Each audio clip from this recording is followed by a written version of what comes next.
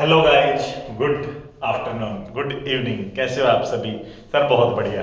आइए बेटा, आज हम एक छोटा सा आपके लिए क्लिप लेके आए हैं। छोटा सा हम आपके लिए वीडियो लेक्चर लेके आए हैं on the effect of ultra vires transaction. कौन सी transaction sir? Ultra vires transaction. ये जो आपकी अल्ट्रा वायरस ट्रांजेक्शन होती है, सबसे पहले इसका मीनिंग क्या होता है? अल्ट्रा का मतलब होता है बियॉन्ड। अल्ट्रा का मतलब क्या होता है? बियॉन्ड। वायरस का मतलब होता है पावर। ठीक है ना बेटा? आपने कोई ऐसा कॉन्ट्रैक्ट किया है जो अल्ट्रा वायरस है, यानी कि जो आपकी पावर के बियॉन्ड है। अब आपने अगर कोई अल्ट्रा वायरस ट्रांजेक्शन की तो उसके इफेक्ट क्या होते हैं? This is one of the most most most repeated question in the CA foundation business law exam. और आपका कंपनी लॉ जो है बेटा, उसके अंदर सबसे रिपीटेड क्वेश्चंस में से एक रहता है, one of the most most repeated question, effect of ultra vires transaction. इसमें सबसे बड़ी प्रॉब्लम क्या है? कई बार ना बच्चे इसमें एशबरी का केस लिख देते हैं, एशबरी वर्सेज रिची वाला, new Ashbury iron and railway carriage company limited versus Riche. अगर केस लॉ आपसे पूछा जाए या आपसे केस लॉ का स्पेसिफिक रेफरेंस मांगा जाए तो हम केस लॉ लिखते हैं, या फिर केस स्टडी टाइप की है जो डायरेक्टली हर्ट हो रही है किससे? जो आपने ऐश्वरी या रिची वाला केस पढ़ा है उससे डायरेक्टली एसोसिएटेड है, तभी हमें उस केस लॉ को लिखना है। अब कई बार क्वेश्चन क्या पूछता है आपसे? क्वेश्चन पूछता है right a short note on doctrine of ultra vires, या फिर आपसे क्वेश्चन पूछता है state the effect of ultra vires transaction. तो जब आपसे शॉर्ट नोट पूछा या इफेक्ट्स पूछे तो पहले ये बनेगा आपका ना केस लॉ का, उसके अंदर हिसाब ज्यादा नहीं बनता है। डन है बेटा? तो अब हम इफेक्ट शुरू करते हैं। अगर आपने कोई ऐसी ट्रांजैक्शन की जो आपके एमओए के बियॉन्ड है, किसके बियॉन्ड है? बियॉन्ड योर एमओए, तो ऐसी ट्रांजैक्शन को हम कहेंगे beyond the power of company itself. कि जो आपने ट्रांजैक्शन की है ये सिर्फ शेयर होल्डर या डायरेक्टर की पावर के बाहर नहीं है, ये सबकी पावर के बाहर है। अगर आपने कोई एक्ट ऐसा किया जो कि मेमोरेंडम के तो विद इन है, इंट्रा वायर्स एमओए है बट अल्ट्रा वायर्स एओए है, तो वो beyond the power of director only होता है। या फिर वहां पर आपने सिर्फ आर्टिकल्स को डिसोबे किया है जो कि सबऑर्डिनेट डॉक्यूमेंट है, जबकि मेमोरेंडम तो सुप्रीम डॉक्यूमेंट है, मेमोरेंडम को डिसोबे करना अलाउड नहीं है। तो effect of ultra vires transaction में सबसे पहला इफेक्ट हम लिखेंगे, दिस ट्रांजैक्शन इज वॉइड एब initio, this transaction is void एब इनिशियो। और ये ट्रांजैक्शन क्योंकि खुद कंपनी यानी कि प्रिंसिपल जो इस पूरे कंपनी लॉ के अंदर सबसे सुप्रीम बॉडी है कंपनी इटसेल्फ, उसकी पावर के बाहर है, तो इसलिए ये कॉन्ट्रैक्ट पूरी तरह गलत है और इसको कोई भी बचा नहीं सकता। This contract is void for company, void for share holder, void for BOD and void for the outsider, bank वगैरह जिसके साथ भी आपने कॉन्ट्रैक्ट किया, क्रेडिटर वगैरह जिसके साथ भी आपने कॉन्ट्रैक्ट किया। सेकंड इफेक्ट देन होगा क्या ऐसे कॉन्ट्रैक्ट का? देखो, इस कॉन्ट्रैक्ट को फुलफिल किया नहीं जा सकता क्योंकि ये वैलिड नहीं है, ये वॉइड है। और आपको पता है कि वॉइड का मतलब होता है which can not B enforced by law. तो फिर होगा क्या? होगा ये बेटा बीओडी की गलती है सारी की सारी, क्योंकि बीओडी बेचारे नहीं है, इन्होंने सारा गड़बड़ करा है। तो ये बेचारे नहीं है, इन्होंने सारी, ठीक है ना बेटा, गड़बड़ की है। तो बीओडी शैल become personally liable. Second effect आपको लिखना है, बीओडी शैल become personally liable. Second point आपने बनाया इफेक्ट में कि all the directors who were aware of this fact shell become personally liable. फिर आता थर्ड इफेक्ट, क्या कंपनी आउटसाइडर को शू कर पाएगी? नहीं कर पाएगी, कॉन्ट्रैक्ट ही नहीं बना, कॉन्ट्रैक्ट तो वॉइड है। और वॉइड ट्रांजैक्शन के लिए आप किसी को शू कैसे कर सकते हो? डन है?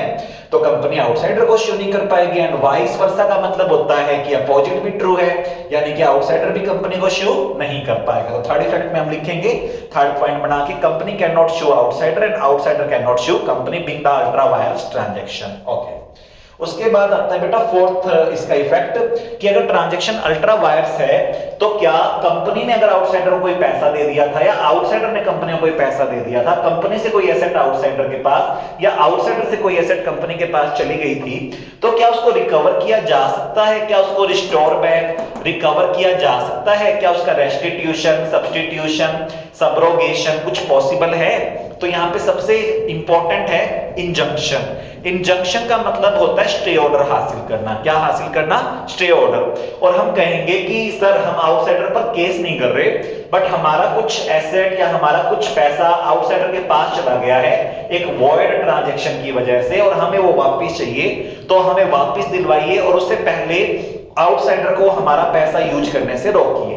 क्योंकि अगर आउटसाइडर का पैसा अगर कंपनी के पास है या कंपनी का पैसा आउटसाइडर के पास है और वो यूज कर जाते हैं उस पैसे को, वो उसको यूज कर जाते हैं पैसे को, तो आपके लिए प्रॉब्लमेटिक हो जाएगा। तो हम क्या चाहेंगे, अगर हमारा पैसा किसी वॉइड ट्रांजैक्शन से इसके पास पहुंच गया, इसका पैसा हमारे पास पहुंच गया, तो एक दूसरे के खिलाफ हम कोर्ट में इंजंक्शन फाइल करेंगे, निषेध मांगेंगे, निषेध आज्ञा मांगेंगे और हम चाहेंगे कि वो पैसा हमारा हमें वापस मिले, लेकिन उससे पहले हम सामने वाली पार्टी को उस पैसे को यूज करने से रोकेंगे। तो हम स्टे ऑर्डर मांगेंगे, फ्रीजिंग ऑर्डर मांगेंगे, इंजंक्शन मांगेंगे, स्टॉप ऑर्डर मांगेंगे कि वो हमारे पैसे को यूज ना करे।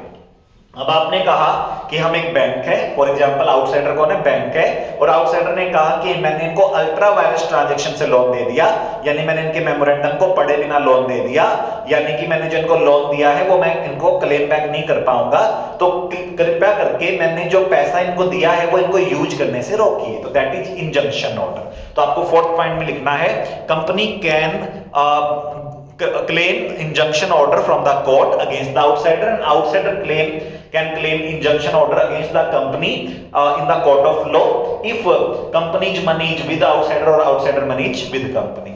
Then अब फिफ्थ पॉइंट लिखेंगे, suit for restitution, effect of ultra virus transaction में अपने को फिफ्थ पॉइंट लिखना है, रिस्टोरेशन बैक, यानी कि रिकवरी ऑफ द मनी जो कंपनी का आउटसाइडर के पास पड़ा है, आउटसाइडर का कंपनी के पास पड़ा है। तो क्या रेस्टिट्यूशन कोर्ट करवाएगी? बिल्कुल करवाएगी। शर्त ये है कि वो जो पैसा कंपनी से आउटसाइडर के पास गया था थ्रू दिस रॉन्ग ट्रांजैक्शन, वो एज इट इज पड़ा होना चाहिए, ओरिजिनल फॉर्म में पड़ा होना चाहिए, इन स्पीसी लिखा हुआ आपके मॉड्यूल में, कि यानी कि वो पैसा यूज नहीं होना चाहिए। इसीलिए तो इंजंक्शन ऑर्डर लगवाया था, ताकि कंपनी का पैसा अगर आउटसाइडर के पास है तो वो यूज ना कर पाए, आउटसाइडर का पैसा if is with company then company उसको यूज ना कर पाए।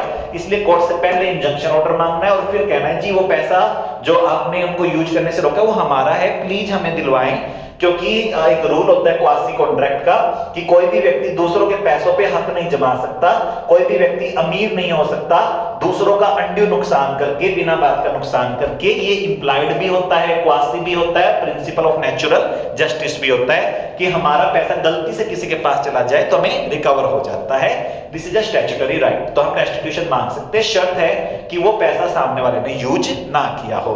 सर क्या होगा कि अगर कंपनी ने पैसा अल्ट्रा वायरस ट्रांजैक्शन से आउटसाइडर को दे दिया, या आउटसाइडर यानी कि बैंक का पैसा कंपनी के पास था और कंपनी ने उसे यूज कर लिया, कंपनी ने उसे अपने क्रेडिटर्स को पे कर दिया, तो कोई बात नहीं, वहां पर भी एक और इफेक्ट है, सबरोगेशन इफेक्ट। कौन सा इफेक्ट? Subrogation, substitution effect. आपके पैसों को अगर आउटसाइडर ने यूज कर लिया अपने क्रेडिटर को पे करने में, या आउटसाइडर के मनी को, बैंक के मनी को कंपनी ने यूज कर लिया अपने किसी लोन को पे ऑफ करने के लिए, तो आप एक दूसरे की बैलेंस शीट में खड़े हो जाएंगे, ठीक है ना बेटा।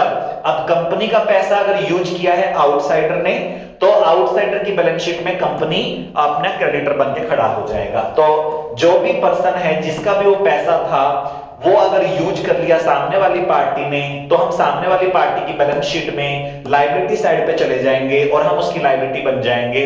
और इसको बोलते हैं कि step into the shoes of creditor so paid, step into the shoes of debtor so paid. तो इसको बोलते हैं सब्स्टिट्यूशन इफेक्ट। सब्स्टिट्यूशन इफेक्ट में हमारा पैसा आउटसाइडर ने या आउटसाइडर का पैसा हमने यूज कर लिया, कंपनी ने यूज कर लिया, तो कोई बात नहीं, आप जिस पर्सन ने आपका पैसा यूज किया है, in that persons balance sheet will stand as the new creditor in place of old creditor. This is known as substitution effect. उसके बाद आता है, क्या 100% शेयर होल्डर चाहें तो क्या इस beyond MOA, beyond the power of company itself, beyond the power of principal, इस ट्रांजैक्शन को वैलिडेट कर सकते हैं? नो, किसी भी हाल में ऐसी ट्रांजैक्शन को वैलिडेट नहीं किया जा सकता। This is the crux of the reaches case law. तो हमने रिची वाले केस लॉ को भी इनडायरेक्टली यहां पे मेंशन कर दिया कि the transaction which is beyond the power of company itself can not be rectified not even by 100% share holder, ठीक है ना। This is known as the rigidity of this doctrine. हालांकि मॉड्यूल में एक लाइन लिखी हुई है कि आजकल इस रिजिडिटी की इतनी वैल्यू नहीं रही, क्योंकि आज की डेट में मेमोरेंडम के ऑब्जेक्ट क्लोज को, मेमोरेंडम के थर्ड क्लोज को ऑल्टर करना काफी इजी हो गया है। तो क्योंकि मेमोरेंडम के ऑब्जेक्ट क्लोज को ऑल्टर करना काफी इजी हो गया, तो यार क्यों ही तुम ऐसी ट्रांजैक्शन करते हो जो बियॉन्ड एमओए है। First alter your MOA, hey BOD, first alter the MOA with the permission of share holder and then that do that transaction. फिर वो अनऑथोराइज नहीं रहेगा, वो क्या हो जाएगा? ऑथोराइज। तो वैसे तो अगर आपने बियॉन्ड एमओए ट्रांजेक्शन किया तो गड़बड़ कर दी है बहुत बड़ी, जिसको हम अल्ट्रा वायर्स ट्रांजेक्शन बोलते हैं, और वो रिजिडिटी की तरफ ले जाएगी आपको, और 100% शेयर होल्डर भी इसको रेक्टिफाई नहीं कर पाएंगे। लेकिन आज की डेट में मेमोरेंडम को ऑल्टर करना बहुत ईजी है, तो इसलिए आपको क्या करना है, आपको ऑब्जेक्ट क्लॉज को पहले ऑल्टर करना है, फिर ट्रांजेक्शन करनी है, देन तो फिर उससे आपकी रिजिडिटी कम हो जाएगी, डन है ना, फिर उससे आपकी रिजिडिटी कम हो जाएगी। तो रिजिडिटी का सॉल्यूशन भी मैंने लिख दिया कि ऑल्टर कर लो पहले मेमोरेंडम को, alteration of memorandum first and then do transaction, क्योंकि आपने मेमोरेंडम को पहले चेंज कर दिया और फिर ट्रांजैक्शन की तो ये डॉक्ट्राइन लगेगी ही नहीं। लास्ट इफेक्ट है अल्ट्रा वायरस कंपनी, यानी कि अल्ट्रा वायरस एमओए, अगर ऐसी ट्रांजैक्शन है तो उसे कोई नहीं बचा सकता, डन है, और उसको 100% शेयर होल्डर भी बचा नहीं सकते, आपको पहले एमओए ऑल्टर करना पड़ेगा, डन है, वही एक तरीका है उससे बचने का। और अगर आपने बिना एमओए को ऑल्टर किए पहले कॉन्ट्रैक्ट कर दिया विच इज बियॉन्ड एमओए, तो उसे कोई बचा नहीं सकता। तो ये ध्यान रखना, क्रक्स में दिया हुआ है इस डॉक्ट्राइन के कि the transaction which are ultra vires company, ultra vires MOA can not be rectified at all, but if the transaction is ultra vires director, तो उसको शेयर होल्डर्स बचा सकते हैं अकॉर्डिंगली रेजोल्यूशन पास करके, जो भी एक्ट में या आर्टिकल में लिखा हुआ है। मान लीजिए कोई ट्रांजैक्शन कंपनी की पावर में तो है, यानी एमओए के तो विद इन है, इंट्रा वायरस एमओए है, बट वो डायरेक्टर की पावर के बाहर है। आर्टिकल में कुछ लिखा हुआ था कि डायरेक्टर ऐसा नहीं कर सकते, डायरेक्टर को पहले शेयर होल्डर से ओआर यानी कि ऑर्डिनरी रेजोल्यूशन पास कराना है, या डायरेक्टर्स को पहले स्पेशल रेजोल्यूशन पास कराना है, तो उस ट्रांजैक्शन को शेयर होल्डर बचा सकते हैं, पोस्ट रेक्टिफिकेशन कर सकते हैं, और उसके लिए शेयर होल्डर को रिस्पेक्टिव रेजोल्यूशन, ऑर्डिनरी रेजोल्यूशन यानी कि मोर देन 50% वोट, या स्पेशल रेजोल्यूशन यानी कि एटलीस्ट 75% वोट कास्ट करने पड़ेंगे, और फिर वो ट्रांजैक्शन वैलिडेट हो जाएगी। और अगर कोई ट्रांजैक्शन ऐसे ही अल्ट्रा वायर्स एओए है और एमओए के विद इन है, सिर्फ आर्टिकल्स के बियॉन्ड है, मेमोरेंडम के बियॉन्ड नहीं है, उसको भी बचाया जा सकता है by passing a special resolution to this effect. तो आपको ध्यान रखना है डॉक्ट्राइन ऑफ अल्ट्रा वायरस के अगर आपसे इफेक्ट पूछते हैं, शॉर्ट नोट पूछते हैं, तो सबसे पहले लिखना है void ab initio, दूसरे सेंटेंस में लिखना है BOD shall become personally liable, तीसरे सेंटेंस में लिखना है company can not sue outsider and outsider can not sue company, fourth sentence में लिखना है company can claim injunction order against outsider and vice versa, अगर कंपनी या आउटसाइडर का पैसा एक दूसरे के पास पड़ा है तो स्टे ऑर्डर, एंड देन वो पैसा हमने रुकवा दिया, उनको यूज नहीं करने दिया, हम उसका रेस्टिट्यूशन मांग सकते हैं, और अगर उन्होंने वो पैसा यूज कर लिया तो हम उनकी बैलेंस शीट में लायबिलिटी साइड में क्रेडिटर बन के खड़े हो जाएंगे, सब्स्टिट्यूशन है, सबरोगेशन इफेक्ट। और ध्यान रखिएगा अल्ट्रा वायरस ट्रांजैक्शन को 100% शेयर होल्डर भी बचा नहीं सकते, क्योंकि ये खुद कंपनी की पावर के बाहर है, इसलिए इस ट्रांजैक्शन को कोई नहीं बचा सकता। जो काम प्रिंसिपल नहीं कर सकता वो एजेंट तो बिल्कुल भी नहीं कर सकता, और डायरेक्टर और शेयर होल्डर मैक्सिमम एजेंट हो सकते हैं, वो भी डायरेक्टर्स ही एजेंट होते हैं, शेयर होल्डर्स तो एक्सेप्शनल केसेस में एजेंट बनते हैं, बट जो काम प्रिंसिपल नहीं कर सकता उसको कोई नहीं बचा सकता। This is the rigidity of this doctrine and you have to mention solution of this rigidity is alter the memorandum first and not don't do jaldabazi directors and then do the transaction. And ninth and last effect, ultra virus companies effect is this one, and ultra virus director and ultra virus articles effect is different from this one. उसके अंदर हम इस transaction को बचा सकते हैं, इसमें हम इस ट्रांजैक्शन को बचा नहीं सकते, यानी कि जो कंपनी के बियॉन्ड ट्रांजैक्शन है पावर्स के, वो मेमोरेंडम के बियॉन्ड, और जो आर्टिकल के बियॉन्ड है वो डायरेक्टर के बियॉन्ड मानना जाता है। इसलिए बियॉन्ड एमओए ट्रांजैक्शन को हम बचा नहीं सकते किसी भी हाल में, बियॉन्ड आर्टिकल वाले को हम रिस्पेक्टिव रेजोल्यूशन, ऑर्डिनरी रेजोल्यूशन या नॉर्मली स्पेशल रेजोल्यूशन होता है इसके लिए शेयर होल्डर का, उससे उस ट्रांजैक्शन को बचाया जा सकता है। Thank you guys, all the best for your exam, जय सिया राम।